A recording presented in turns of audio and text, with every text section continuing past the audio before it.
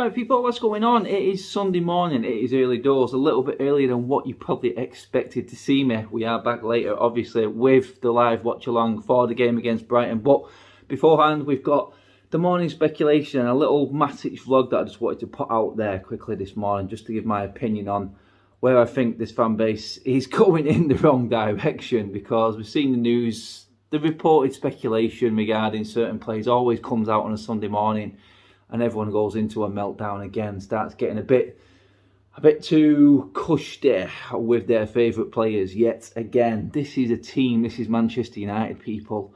And if you've got favourite players and you want them to stay at the club, then yeah, okay, don't expect to win anything if that's the case. It's as simple as that with his football club. David De Gea stories again circulating this morning. I've seen people talking about it already. I've seen everyone reacting to it on social media, and you've got to just take a long look at the situation and go, these are the same players that have been failing and failing and failing. Yeah, if there's someone else who's coming in who's got a better chance or could be something for the future, then you've got to look at that. I mean, these are the same fans who are saying, look, you've got to back Ole Gunnar Solskjaer, you've got to back him, you've got to give him time, you've got to give him time. Well, he's taking his time to actually get rid of some of these players as well, which I have numerous times said is one of the best things that he's done at this football club, which is just weaning out, getting out, not so much all the deadwood, but the players that just aren't working, the players that are holding us back. And I'm not saying that De Gea is completely held us back constantly. He has had brilliant years at the football club, but the last couple of seasons he hasn't been as good. And you know what? Dean Henderson might be the future on a look forward. I'm not saying De Gea is a crap goalkeeper. He's not one of the best though now, is he, anymore? It's as simple as that. Is Dean Henderson the best? No, he's not at the moment. But unless we give him the chance, then we just don't know. Or do you want to take another risk of losing a player that you all moan about letting these young players go, like Gomez, like people like this who have not been given a chance? Do you really want that to happen again? When, look, we're on the verge of, 6 clean sheets in a row in the league. 5 of them would be Dean Henderson's. Yeah, you want to let this go because you've got a sentimental sort of connection with David De Gea? I mean, seriously, you need to have a long look. Has lockdown affected you? Have you gone soft? Is this what this fan base is all about right now? Being soft and just clinging on to their favourite players, and that's what's important? It's absolute garbage. This is a tough business, and I'm not talking about the financial side. I'm talking about the playing.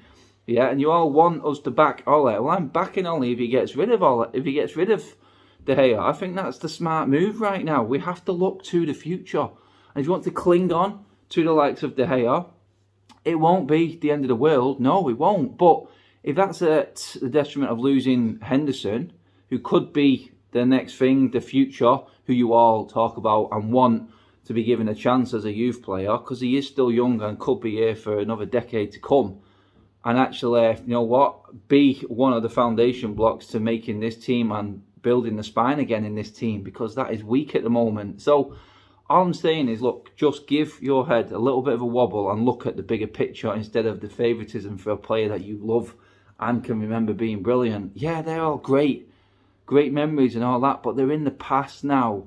We have to look forward. Dean Henderson could be the future. We don't know. I don't know. But I want to see this football club try and change tack and look in that direction. This could be a big moment, De Gea leaving. It could be setting a standard for this football club in the way it's run. You know what I mean? We're all talking about you can't leave 375 grand sat on the bench. Of course you can. And you're talking about Ole getting more power and saying you've got to back the manager, you're not being fair, you're Ole in, you're Ole out, you're all this, you're all that. You know what I mean? That's what you've got to look at in all of this. You've got to say, look, if this is Ole's decision, then why aren't you backing this one? You can't have double standards all of a sudden. It's ridiculous.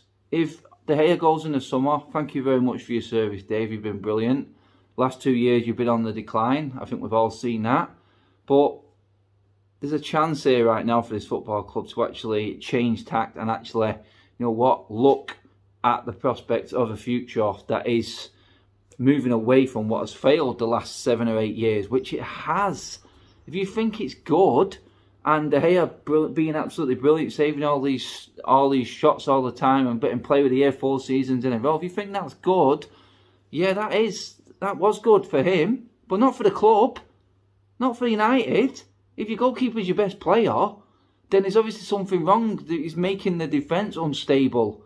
I've said it numerous times through loads of videos about it being a combination in the defence. The goalkeeper's part of that. If he makes the defenders better and doesn't have to do as much, then that is the way forward. The goalkeeper shouldn't be as busy as De Gea is. And yeah, he made some brilliant saves, but if he isn't making the defence any stronger, or isn't giving any confidence coming for crosses, commanding his box, being stronger in the air, then you know what? That probably will make him look good at shot stopping, but every goalkeeper in this league can stop shots. Dean Henderson's a good shot stopper. Goalkeepers make mistakes. My biggest gripe with the goalkeeper is, yeah, when the chips are down and you need your goalkeeper to put his body on the line, is De Gea going to do that? No, he's not. He's proven it's not. Every single time that crunch comes in, he's not. He's let us down. And people say, oh, look what Henderson did against Sheffield United and AC Milan. Well, look what Alisson did against Manchester City. And then again the next week against Leicester. And look what Henderson did against us last season. And again this season. The best goalkeepers make these little mistakes. Every single one of them does. But it's when the chips are down and you need him to make that tackle and put his body on the line. Can you trust De Gea to do that? Can you trust him to take out one of our own defenders when he's coming for a ball? No. That's the type of goalkeeper I want in my club. That's just my personal opinion on that and that style of goalkeeper. But this isn't what I'm getting on about here. It's the sentimental sort of touch and soft touch from this fan base to start kicking off when you're thinking De Gea's being forced out the door. He's not being forced out the door. He's having to all of a sudden fight for his position at the football club. Manchester United, by the way. Manchester United, yeah, you know, well, we can have competition for places. It's not all about the goalkeeper and your favourite being in all the time because he had a good season 3 seasons ago. Do you know what I mean? It's about De Gea taking it on the chin and going, look, unless I'm going to knuckle down and fight for my place back, and I'm not saying De Gea's sulking behind the scenes by any way, stretch the imagination. It's the United fans that are sulking. So unless De Gea's kicking off about it, why the hell are you kicking off about it? He's not been ill-treated. He's on a fantastic wage. He's been rewarded for what he's done in the past. But if it's not working right now, the manager's having to make cutthroat decisions. Is that not what you wanted Ollie to do? Is that not why you wanted us to back Ollie? Because if this happened in the summer, I'd have thought, you know what? And everyone knows I have my opinions on Ollie and the way we play. But in terms of what he's done good, this is what is good. And this is the future of Manchester United. And that is that. It's as simple as that. Don't start getting soft, because this football club will just stay dead. It's already been hampered by the actual dickish ownership and the way it's been run already. So if Ollie's going to do something right, don't start moaning about it. Don't be double standards. It's pathetic. It's a business. It's a hard business. It's a top level football. And if you're not cutting it, then you are cut and you're cut out of the team. You have to find a way back. Henderson deserves his place as number 1 right now. And yeah, you may see me later when we're on the live stream and the team drops and De Gea's in goal, and I probably won't be happy about it. But if De Gea plays well and has seen these last few weeks, his longest spell out of the United team in his whole United career, by the way, and comes back a different man, then that is the whole point of what I'm getting at right now. But don't moan about De Gea possibly going because he's not been cutting it. He's got a couple of months left of the season to actually make that an impossible decision for Ollie. So yeah, that's just what I wanted to get across. A little bit of a rant, people. And it's what it is at the moment.